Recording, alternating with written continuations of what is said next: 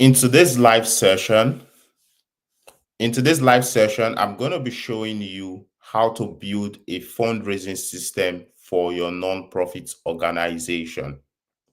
So many founders are stuck in the chasing mode where they are chasing the next fundraising strategy. They are chasing donations, they are chasing donors with the hope of raising money. But this has led them in a cycle of, chasing that ends up, leaving many frustrated, isolated, and burnt out. But how can we grow past that level? How can you grow past that level as a founder to building the internal system that ensures that delivers the same results that you seek? More donations, more resources, and more support.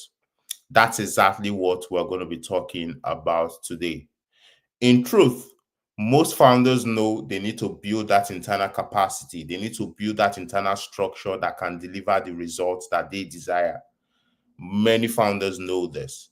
But because of the urge, the mindset, the short-term thinking, many founders tend to put behind that idea of building internal structures and going after resources, going after supporters. They know, that the best step to take is to build the internal structure, right? The internal systems. But because you want some quick win, you want some immediate results, this is why you actually go out there trying to find the resources immediately with the thoughts that once the money comes, I can now go back to go build structures. It's very much like somebody who's seeking to make money, but they think what they have to do is go out there to go hustle, and when the money comes, that's when they're going to go start up a business. When the money comes, that's when they're going to go get a job. It's never going to work that way.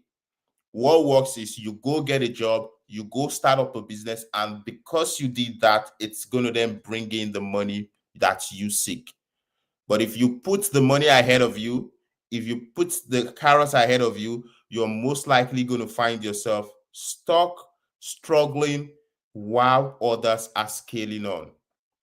So today we're going to talk about how to build that internal system, how to put a pause to the entire chasing phenomenon so that you can focus on building that entire system that can help you not just raise money, attract funders, and consistently multiply the results or the resources that you seek to create your impact. But before we go into that, let's talk about some of the reasons. Let's talk about some of the factors that are holding founders back from building internal system. Now, one of the key main factor is because you all don't know how to build systems. You all don't know how to build that internal structure that delivers the results that you seek. And of course, that's the reason why you're going to be watching this live session today. That's the reason why you're going to be a part of this masterclass today. So at the end of this masterclass, you're going to know exactly how to build that internal system, that internal structure for your organization, working with your board, and of course, building a team to be able to do so. The second reason is because many have been programmed to be dependent, right? Many think, I need that fundraising consultant, I need that professional to come help me, do it, to come help me raise money. But the truth is this: no one is coming to save you. No one is coming to save you. Most of the nonprofit professionals and consultants you see out there will only come in and help you execute some quick win, and off they go to the next client. You are the one who can save yourself. You're the one who can save your organization. This does not mean you have to go be a professional fundraiser yourself, or this does not mean that you have to know everything about fundraising to be able to save yourself. It is the willingness to be able to start building that structure that can help you create results. That's all you need. And of course, you need an understanding of what that process, that structure, that system is supposed to look like to help you create results. So that's completely understandable. But like I said, you must not be dependent on anyone, especially when you are on this journey for the long run. As a founder, you're most likely going to be running this organization for the rest of your life, and you're going to be passing this organization down to your children. So it's important that you build that internal capacity yourself. You build that knowledge base yourself, and then you build the ability to be able to create this system, because you're not just going to be doing it now, you're going to be doing it consistently as you grow in the nonprofit sector.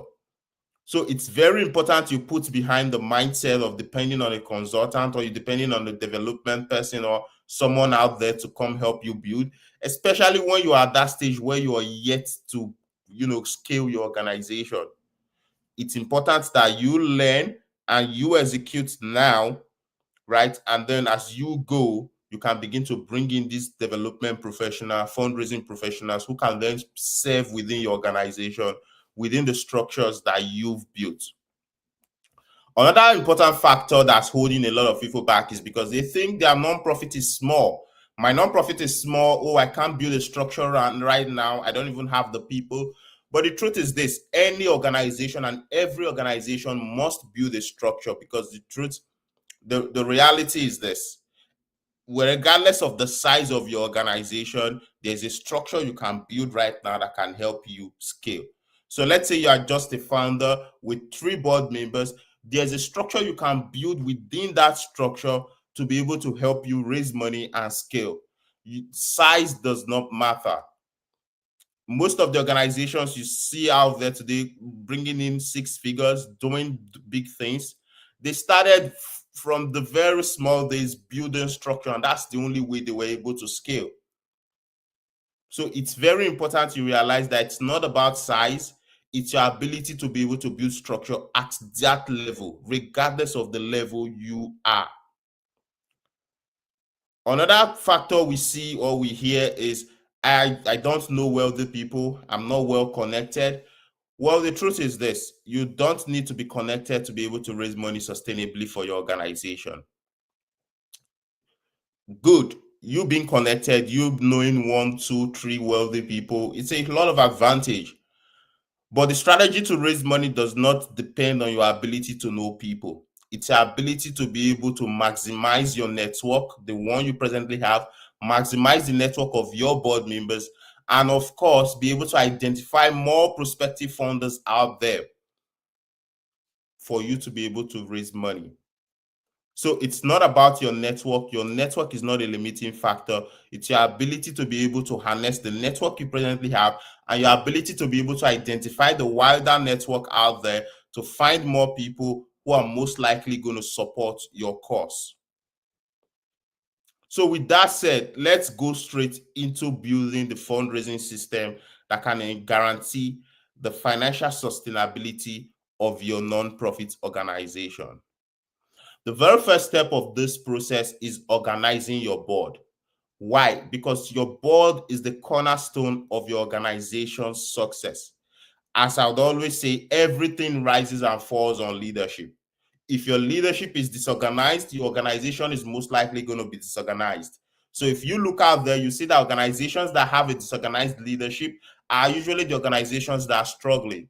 So when a founder comes to me and say, I'm struggling to try to raise money, I always ask, how's the state of your board? And 90% of the time, you did find that the board is disorganized.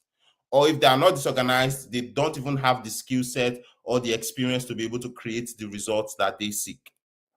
So you organizing your board is like the very first step of the entire process to be able to make this work. Because why?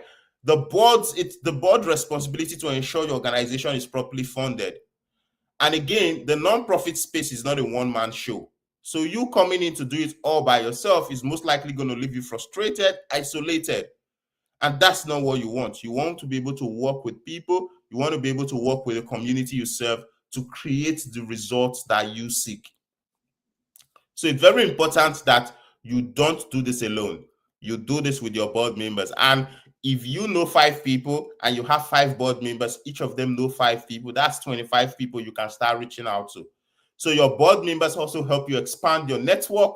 They provide you that manpower, that support to be able to execute this process successfully without being frustrated or isolated. So the very first step is you must organize your board. But how do you do so? You must be able to audit yourself and your board so that you can be able to see the areas, the gaps, and those who can, who want to step down and those who are willing to recommit, so that you can be able to work with just passionate people. Having people within the board that are not willing to commit can drain your energy and drain the motivation of the entire board. So you must be able to, first of all, organize your present board by getting everyone to recommit, and also identifying the gaps within your board so that you can go out there to go recruit. The funny thing, as funny as it is, as important as fundraising is, you did find that there are so many boards out there that there's no professional fundraiser. Why would you struggle with fundraising? You need somebody who's going to be on your corner, who's going to be telling you this is most likely going to work, this is not going to work, from experience. So you may have to go recruit new board members, including a fundraiser and other professionals, to complete your board, because it's only a complete board that can be able to deliver the result that you seek. It's just like starting a business and then bringing in people without any experience just because they are passionate. Your business is most likely not going to scale. So if you want to scale successfully, you must be able to organize your board. You must be able to build a complete board with all the skill set necessary to help you succeed and scale. Now, with that said, once you're able to bring in new people, you must be able to get everyone to commit. And that's where we talk about strategic planning, because we say people who plan together execute together. So if you want them to execute with you, you must be able to plan with them and plan with them strategically. Of course, we have an entire process to that. Once you're able to reorganize your board is now ready and eager to take action. The next step of the process is identifying ideal funders. Most people think when it comes to fundraising, the first step is identifying what's the best fundraising strategy. Asking such questions, of course, is going to lead you down the wrong path.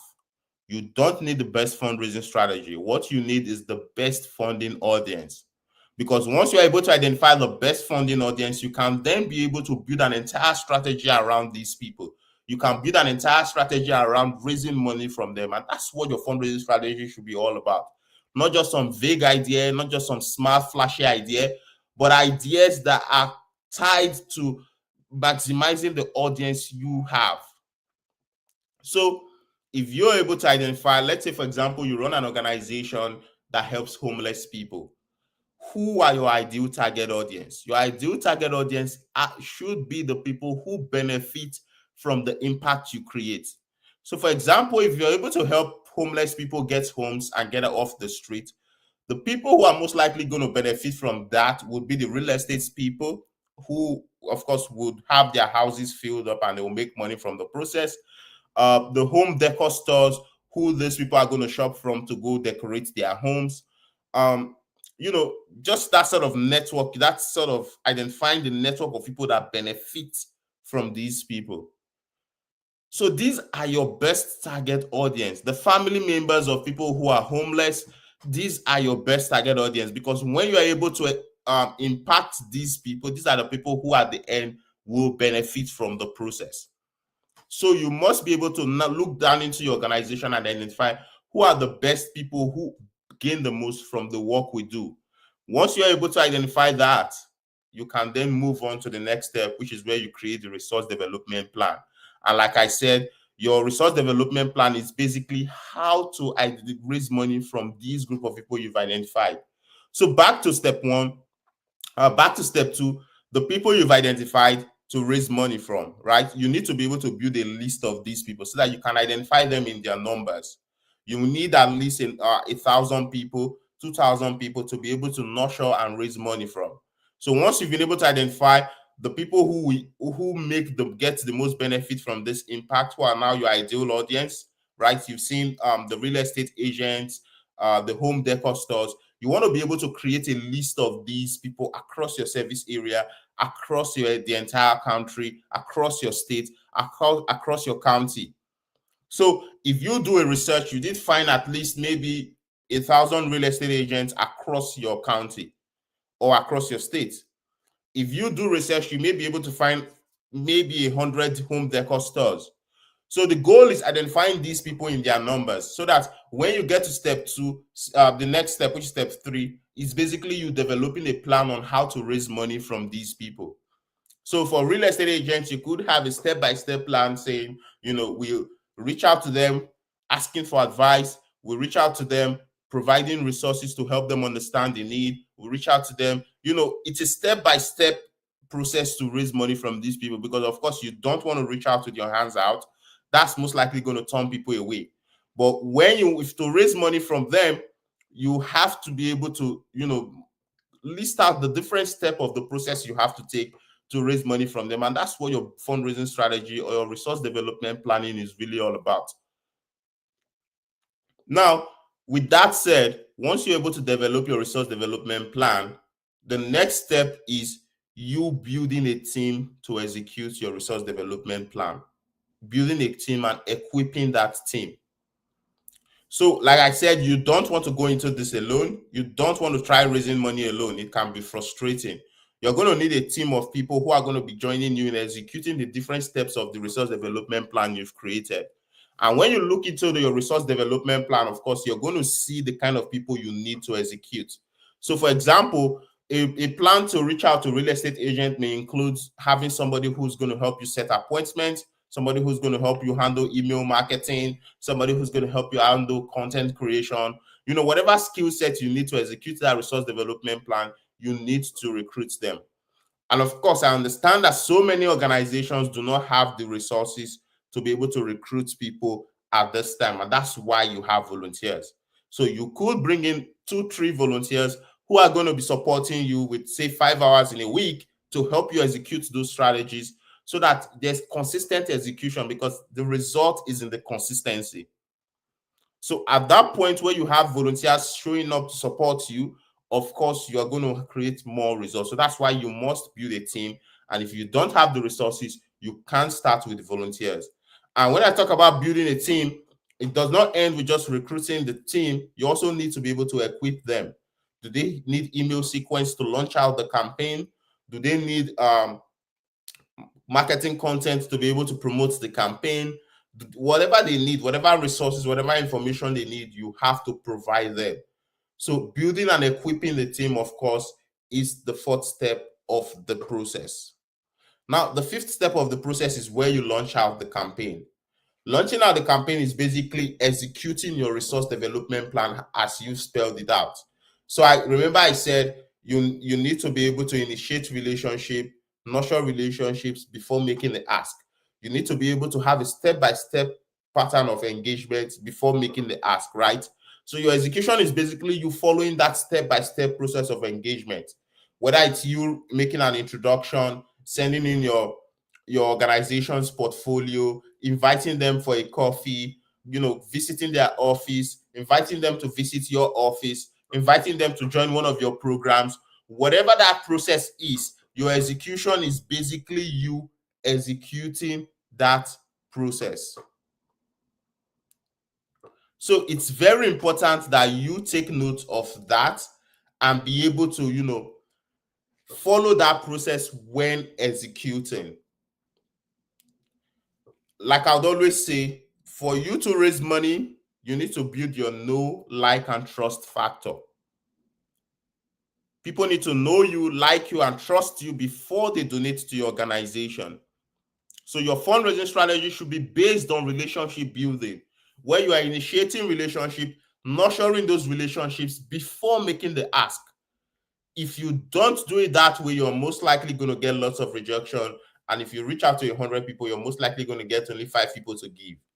But when you build relationships, when you nurture those relationships before making the ask, you're most likely going to increase your donor retention or donor rates to about 70%, because people give to people they know, like, and trust. With that said, now you've launched out your fundraising outreach. You're raising money. The last step of the process is automating this process and, of course, building a culture of philanthropy within your organization. Automating the process is basically you using technology to keep most part of this process running. So, for example, you could use platforms like MailChimp to keep your email marketing running, so that that's running consistently for your organization. You could use ads like LinkedIn ads, Facebook ads to keep your outreach running. You have to be able to automate some part of this process so that you don't have to consistently be online, or consistently be trying to raise money to be able to raise money. A good part of this process should be running for you so that you only have to apply some little effort to be able to create the results that you seek. That's where automating the fundraising process comes in. And then, of course, building a culture of philanthropy is making sure everyone across the organization is actively involved in raising money for the organization. And not just being actively involved, right? You also want to be able to hold everybody accountable to fundraising within the organization. Starting with your fundraising team, you must hold them accountable by putting accountability processes in place so that they keep to the task you've given to them, so that they follow up with whatever responsibilities you've given to them. This is very important. Everyone has a role to play when it comes to fundraising. If you are able to execute this 6-step process, you would end up building an internal system within your organization that can consistently bring in resources and empower your organization to attract funders, attract resources for your mission. If you're willing to execute this process, if you're looking to learn more about this process, we have resources on our website to guide you, show you how to do it. Reach out to us, send us a message. We'll be happy to help you. I hope I've been able to help you with this today. I'm going to be seeing you next week. Connect, share this with people you know, share this with nonprofit founders who are within your network. They need to know this. It's time you stop chasing and start building systems that attract. I'll see you on the next one.